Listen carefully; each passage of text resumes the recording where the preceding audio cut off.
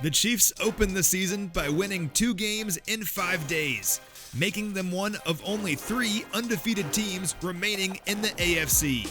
They're off to a great start, and now, following an extended break, they'll aim to keep things going this Sunday against an old foe in the Indianapolis Colts.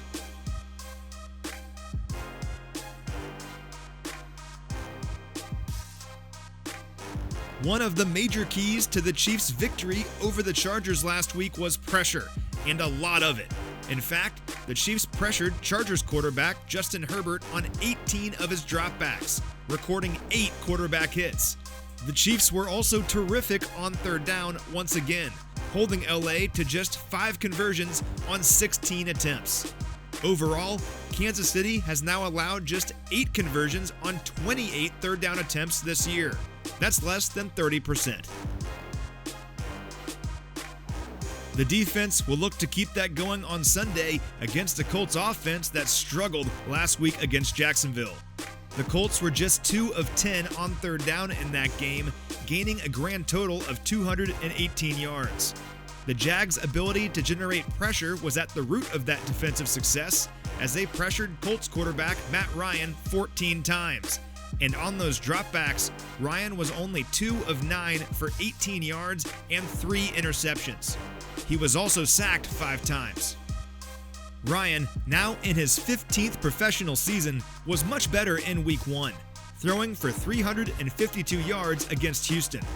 He had top receiver Michael Pittman available in that game, finding Pittman 9 times for 121 yards and a touchdown. Pittman missed the Jaguars game with a quad injury, and the offense clearly struggled without him, so his availability will be something to watch. The Colts' other major playmaker of note is tailback Jonathan Taylor, who led the NFL in rushing yards, rushing touchdowns, and scrimmage yards last season. Taylor was great in Week 1, rushing for 161 yards and a touchdown, but he touched the ball only 10 times for 63 total yards against Jacksonville. The Colts want to run the ball, but if you can slow down Taylor, it makes their offense significantly less dangerous. Speaking of running the ball, the Chiefs did so effectively last week against the Chargers. Clyde Edwards-Helaire, for example, averaged more than 9 yards per carry on his 8 rushes, including a career-long 52-yard run that helped seal the game. He was also effective in the passing game, catching 4 passes for 44 yards.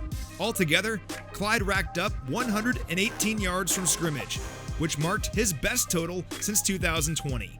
He's off to a great start this year.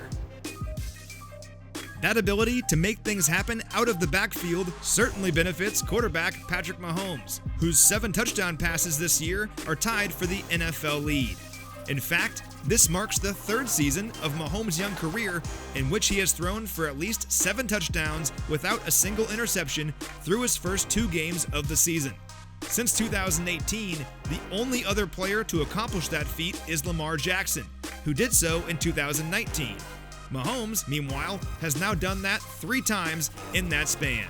Simply put, nobody gets off to a better start than Patrick Mahomes. He'll look to maintain that hot start against a talented Colts defense that features a bunch of impressive players, but they struggled last week against the Jaguars with just 4 total pressures. Still, Mahomes will need to avoid the likes of Yannick Ngakoue, DeForest Buckner, and Kwity Paye, among others, in order to move the ball.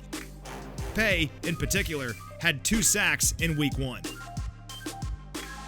It'll be another test, as the Colts are better than the result last week would indicate, but if there's one thing we've learned about this team already through 2 games, the Chiefs will be up for that challenge.